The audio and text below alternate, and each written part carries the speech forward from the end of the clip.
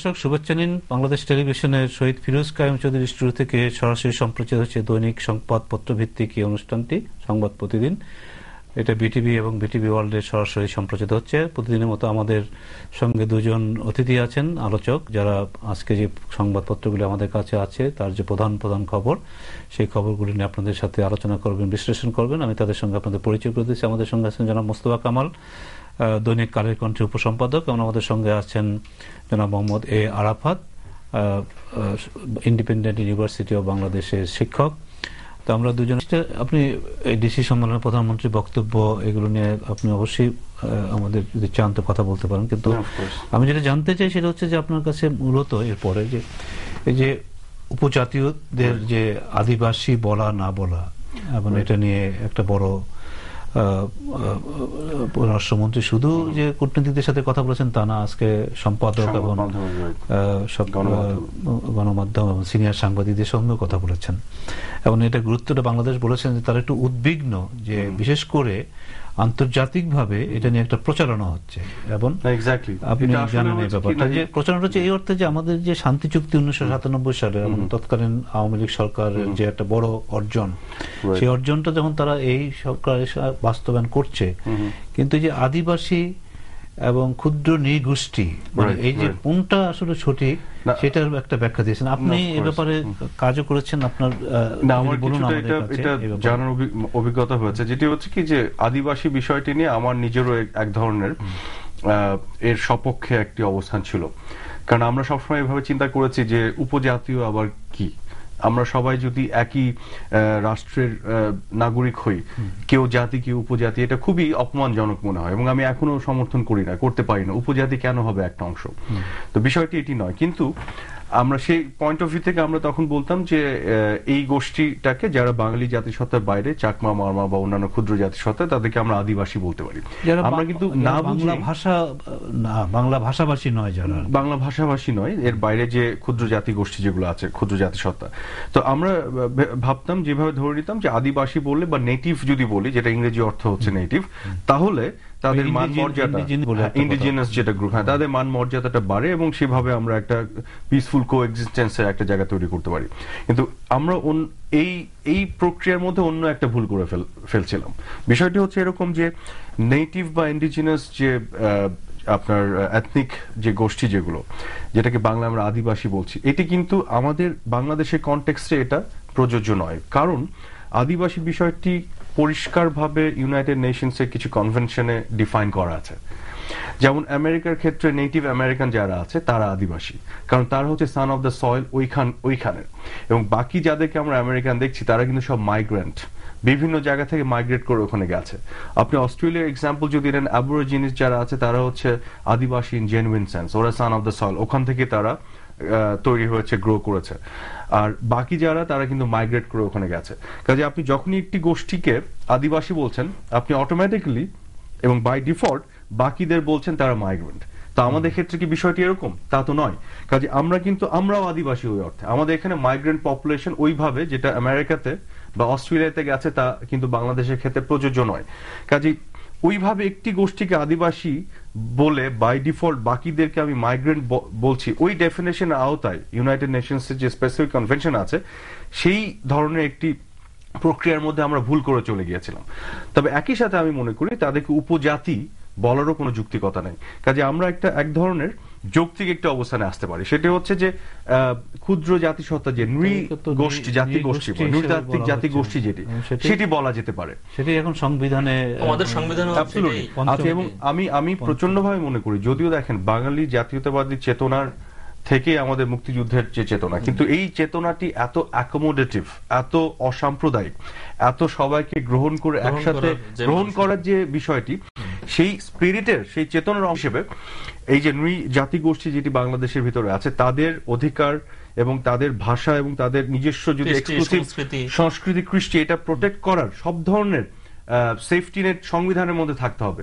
এবং বাংলাদেশের মুক্তিযুদ্ধের চেতনায় যে বাংলাদেশ, সেই বাংলাদেশের মধ্যে এই বিষয়টি এনশিওর করা খুবই জরুরি। কিন্তু কাজেই সেই পয়েন্ট অফ ভিউ থেকে দেখা, এখন যেটা হচ্ছে বাংলাদেশে আমাদের ইন্টেলেকচুয়ালস বা বুদ্ধিজীবী শ্রেণী এবং যারা খুব বেশি sensitive to the minority population, সেটা রিলিজিয়াস হোক বা এথনিসিটি হোক, তাদের মধ্যে এক ধরনের ইমোশন কাজ করে যেটাকে আমি প্রচন্ড রেসপেক্ট করি, শ্রদ্ধাশীল, এবং আমি নিজেও কিন্তু নিজেকে এরকমই একজন শ্রদ্ধাশীল, মানে এই শ্রদ্ধাবোধের জায়গা আমার মধ্যেও কাজ করে। কিন্তু আজকে গ্লোবাল কনটেক্সটে যে ডেফিনেশনগুলি গ্রহণ করা হয়েছে তার পরিপ্রেক্ষিতে আমাদের চিন্তা করতে হবে যে আমরা এই ডেফিনেশনের আলোকে নতুনভাবে রিডিফাইন করার সুযোগ এসেছে, কাউকে খাটো করে নয়, ছোট করে নয়, এবং সমতা ভিত্তিক এবং একটি দেশের মধ্যে সমতা ভিত্তিক কো এক্সিস্টেন্স বিষয়টা এনশোর করার জন্য যেটি করা লাগে আমাদের সেই বিষয়গুলি তাদের পরিচয় ৯৯ সালে যে শান্তি চুক্তিটা হয়েছে তার বাস্তবায়ন প্রক্রিয়াটা বাস্তবায়ন মেইন টার্গেট হওয়া উচিত, মানে এই বিষয়ে প্রক্রিয়াটা চলতে থাকে।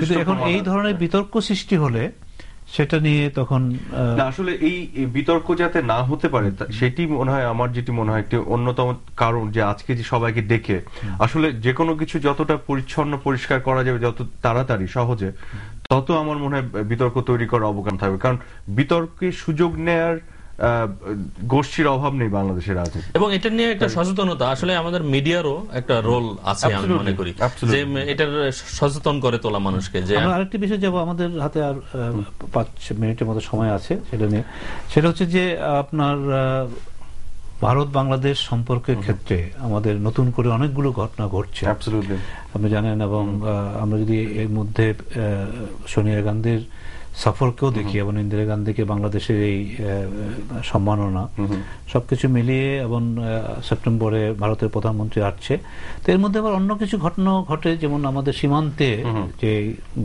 ঘটনাগুলো ঘটে সেটা নিয়েও কথাবার্তা হয়। তো আরাফাত, আপনি এই ব্যাপারে কিছু? জি না, আপনি চমৎকার যে বিষয়টি উঠেছেন, আসলে এটি নিয়ে কথা বলা দরকার। তার পিছন দিক থেকে একটু শুরু করব, আমি খুব অল্প সময় বলবো যে বাংলাদেশের সাথে ভারতের সম্পর্ক এবং সুস্থ এবং একটি সুন্দর বন্ধুত্বপূর্ণ সম্পর্ক, এটি বাংলাদেশের স্বার্থে রাখা বড়ই প্রয়োজন। এই সম্পর্ক যত বন্ধুত্বপূর্ণ হবে তত আমাদের এই দুটি দেশের মধ্যে, আপনি জানেন যে যে বর্ডার আমরা শেয়ার করি গোটা বিশ্বে, যে কোনো শেয়ার দুটো দেশের মধ্যে শেয়ার বর্ডারের মধ্যে সবচেয়ে লংগেস্ট, দীর্ঘতম। কাজে এখানে যেমন সমস্যা থাকাটা স্বাভাবিক, তেমনি এই সমস্যাগুলোকে সমাধান করে যত আমরা কোঅপারেশনের মধ্যে যাব তত আমাদের স্বার্থে, আমাদের ইন্টারেস্টে, আমাদের দেশের জন্য, ইকোনমির জন্য বেনিফিট নিয়ে আসা সম্ভব আছে, সেই অপরচুনিটিস আছে। কাজে এইখানে যত দেখেন আমাদের হিস্ট্রিটা আমরা যেটা দেখেছি, ভারতের সাথে বিভিন্ন পর্যায়ে আমাদের যে রাজনৈতিক নেতৃত্বগুলি বিভিন্ন কারণে আমরা দেখেছি যে এক ধরনের খিটিমিটি লেগে থাকার একটা বিষয়, আমরা ভারতকে দোষ দিয়েছি, ভারত আমাদের দোষ দিয়েছে, এবং তার ফলশ্রুতিতে হয়েছেটা কি, আমরা তো লুজার হয়েছি, আমরা অনেক কিছু থেকে বঞ্চিত হয়েছি। তো কাজেই আমরা যদি আমাদের বেনিফিটটা বুঝি, যদি এই সমস্যার সমাধানগুলি করতে চাই, এবং অবশ্যই আমরা একটা বন্ধুত্বপূর্ণ সুন্দর সম্পর্কের মধ্যে যেতে পারি, এবং আজকে আমরা বুঝাতে সক্ষম হয়েছি বাংলাদেশকে আজকে প্রয়োজন। কারণ এই সাউথ এশিয়াতে আপনি দেখুন, ভারতের একটা প্রায়োরিটি ছিল পাকিস্তান বা ওইদিকে বিভিন্ন কারণে তাদের মধ্যে একটা সাংঘর্ষিক সম্পর্ক, কিন্তু আজকে 3G কান্ট্রি যেগুলোকে বলা হচ্ছে গ্লোবাল গ্রোথ জেনারেটর, এর মধ্যে কিন্তু ভারত এবং বাংলাদেশ আছে সাউথ এশিয়া থেকে। কাজে বাংলাদেশ কিন্তু উঠে আসছে, একটা আপকামিং ইকোনমিক জায়ান্ট হিসেবে বাংলাদেশ চলে আসছে, এবং বাংলাদেশকে গুরুত্ব দিতেই হবে। এখানে যেটি হচ্ছে, বাংলাদেশের আভ্যন্তরীণ রাজনীতির কিছু সমস্যা আছে এখানে, এই বন্ধুত্বপূর্ণ সম্পর্ক তৈরি করে বাংলাদেশের স্বার্থে কাজগুলি করার জন্য। যেমন ধরেন আমরা যেভাবে উপস্থাপন করি বিভিন্ন বিষয়, আজকে বর্ডার কিলিং একটা বড় বিষয়। আমি নিজে কিছুদিন আগে গিয়েছিলাম ট্র্যাক টু একটা ডিপ্লোম্যাটিক ইনিশিয়েটিভের অংশ হিসেবে, আমি এটাকে প্রতিবাদ করে এসেছি এবং এখনো করি। ভারতের দিক থেকে যেটি বলা হচ্ছে যে বর্ডার কিলিং যেটি হয়, তার একটা বড় অংশ ভারতীয় নাগরিকরা মারা যায়। তারা বলছে দেখুন, যখন বর্ডারে ক্রস করে, বাংলাদেশ থেকে ভারতে আসছে না ভারত থেকে বাংলাদেশে গিয়ে ফিরছে, এটা তো আইডেন্টিফাই করার কোনো সুযোগ থাকে না, কিন্তু তারা মারে হচ্ছে এমন কিছু এরিয়াতে যেখানে স্মাগলিং এবং এই ধরনের কিছু ঘটনা ঘটে।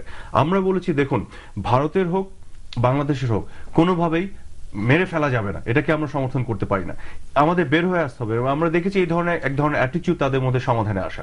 তবে একটা জিনিস আপনাকে বলি, 2001 থেকে 2010 পর্যন্ত একটি পরিসংখ্যানে আমরা দেখি যে বর্ডারে টোটাল 671 জন বাংলাদেশের নাগরিক মারা গেছে। এর মধ্যে 2001 থেকে 2006 এর মধ্যে 400 জন বাংলাদেশের নাগরিক মারা গেছে। 2006 সালে শুধু 107 জন বাংলাদেশের নাগরিক মারা গেছে, যেটি সর্বোচ্চ। এবং এই যে এখন গভর্নমেন্ট যে ভারতের সাথে একটা বন্ধুত্বপূর্ণ সম্পর্ক তৈরি করে সমস্যাগুলি রিজলভ করার চেষ্টা করছে, তার ফলশ্রুতিতে এই বিষয়টি অনেক কমে এসছে এবং নাম্বার সংখ্যাটি আপনাকে দিই, 2010-এ সেটি সর্বনিম্ন 31-এ নেমে আসছে। তবে আমি এটি বলতে চাই, যখন মৃত্যু নিয়ে আমরা হিসেব করছি, 107 থেকে 31 সেটিও কিন্তু খুব সুখের বিষয় নয়। আমরা এটাকে শূন্যতে নামিয়ে নিয়ে আসতে চাই। তবে এখানে যে বিষয়টা আমি পয়েন্ট আউট করতে চাই, আজকে এই বিষয়গুলোকে উপভোগ করে বাংলাদেশে যারা রাজনীতি করে, বাংলাদেশের মানুষের সেন্টিমেন্ট ইমোশনকে নিয়ে যারা খেলে, তাদের সত্যিকার অর্থে ওই কমিটমেন্ট এবং ডেডিকেশন আছে কিনা, দেশের পক্ষে আসলেই তারা চান কিনা, সেটিও কিন্তু আমাদের বুঝে দেখার বিষয় আছে। তারা এটা কি শুধু ব্যবহার করতে চান ভারত বিরোধী একটি রাজনীতি করতে, নাকি তারা সত্যিকার অর্থে চান এটা শূন্যতে নেমে আসুক? সেই বিষয়টা নিয়ে আমাদের মনে হয় একটু ভেবে দেখার বিষয় আছে। মোস্তফা কামাল, আপনার কি মনে হয়? আমি খুব সংক্ষেপ আপনার। আমি এই বিষয়টিকে দেখি যে আসলে মানুষ ওই যে কথায় বলে যে স্ত্রী বদল করা যায় কিন্তু প্রতিবেশী বদল করা যায় না। আমরা বাংলাদেশ ভারত এমন একটা অবস্থানে যে আমরা ইচ্ছা করলেই আমাদের অবস্থানকে বদলাতে পারবো না। সে কারণে প্রতিবেশীর সঙ্গে যেরকম সদ্ভাব নিয়ে থাকা ভালো, তেমনি ভারতের সঙ্গে, ভারত অন্য দেশও হইতে পারে, যেমন মিয়ানমারের সঙ্গে আমরা প্রতিবেশীর সঙ্গে ভালো সম্পর্ক নিয়েই আগাতে হবে, আর নয় আমাদের আগানোটা কঠিন হবে, আমরা ছিটকে পড়বো, অন্য দেশগুলি এগিয়ে যাবে। এখন আমরা কি করে এই অবস্থা প্রতিবেশীর সঙ্গে ভালো সম্পর্ক রেখে বাংলাদেশের উন্নয়নকে ত্বরান্বিত করতে পারি, বাংলাদেশের জীবনযাত্রার মান উন্নয়ন করতে পারি, সেই বিষয়গুলিকে নিয়ে আমাদের কাজ করতে হবে। আমিও মনে করি যে আমার মনে হয় যে ভারত এবং বাংলাদেশ, বিশেষ করে ভারতের এই ব্যাপারে যথেষ্ট সদিচ্ছা আছে। তারা বিভিন্ন পর্যায়ে তারা এটা প্রকাশ করছেন এবং তারা অঙ্গীকারও দিচ্ছেন, এবং সেই ক্ষেত্রে অবশ্যই যেটা আপনারা বললেন যে যেভাবেই হোক একটি মৃত্যু কাম্য নয় এই ব্যাপারে, এবং সেই ব্যাপারে এবং কারণ একটি মৃত্যু হলো সেটাই দুই দেশের মধ্যে কিন্তু সম্পর্কের জনগণের পর্যায়ে একটা নেতিবাচক প্রভাব ফেলে, তো সেই দিকটা অবশ্যই হবে না। তো মোস্তফা, আপনাকে ধন্যবাদ। মোহাম্মদ আরাফাত, আপনাকে ধন্যবাদ এই অনুষ্ঠানে আসার জন্য। প্রিয় দর্শক, প্রতিদিন